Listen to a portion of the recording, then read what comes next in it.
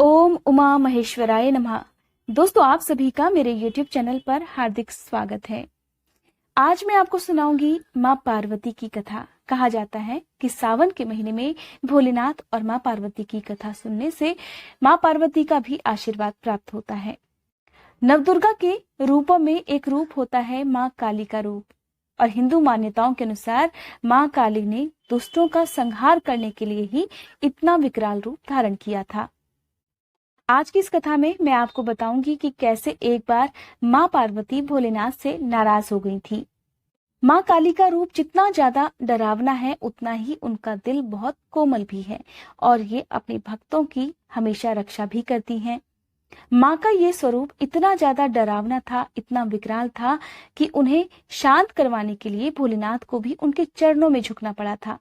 और जब माँ काली को इस बात का एहसास हुआ कि उन्होंने अपने पति को अपने पैरों के नीचे ले लिया है, तो उन्हें अपने आप पर बहुत क्रोध आया कि उनसे इतना बड़ा पाप कैसे हो गया।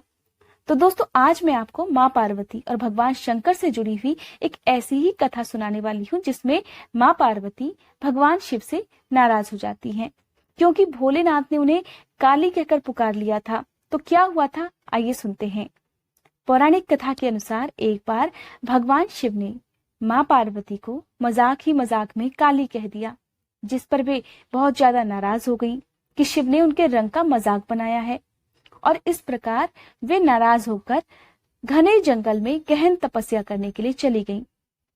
जब वो तपस्या करने के लिए बैठी हुई थी, उसी समय उस जगह पर एक भूखा शेर भी बैठा हुआ था, जो अपने भोजन का इंतजार कर रहा था। भूख से व्याकुल शेर ने जब तपस्या करती हुई माँ पार्वती को देखा, तो उसने सोचा कि क्यों ना वो उन्हीं का शिकार करके अपनी भूख शांत कर ले। और फिर वो शेर माँ पार्वती की तपस्या पूरी होने का इंतजार करने लगा। तपस्या करते करते माँ पार्वती को बहुत देर हो गई, और ये तपस्या उनकी कई वर्षों तक चलती रही। इसी प्रकार वो भूखा शेर भी माँ पार्वती के सामने एक तरह से तपस्या करता हुआ वहीं उनकी तपस्या भंग होने का इंतजार करता रहा। भूखे प्यासे शेर के शरीर में केवल हड्डियों का ढांचा रह गया था।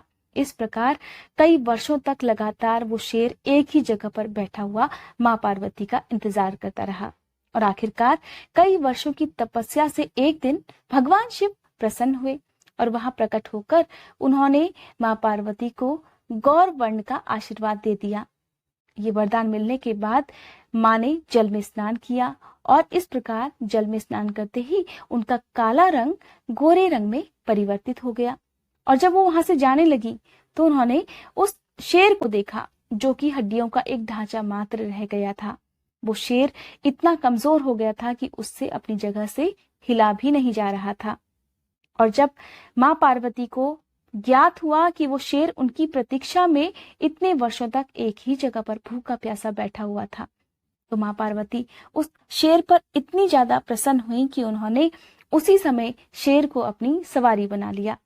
कहा जाता है कि तभी से माँ दुर्गा का स्वरूप माने जाने वाली माँ पार्वती अपने वाहन के रूप में सिंह की सवारी करती हैं, और जो भी आज के दिन इस कथा को सुनता है, उसकी रक्षा स्वयं शेर पर सवार शेरों वाली करती हैं। दोस्तों, ये थी आज की कथा। उम्मीद करती हूँ ये वीडियो आपको पसंद आई होगी। अगर आज की ये वीडियो आपको पसंद आई हो, तो इस वीडियो को लाइक करने के साथ साथ कमेंट बॉक्स में जय भोलेनाथ भी लिखेगा, और मेरे चैनल को सब्सक्राइब भी जरूर कीजिएगा।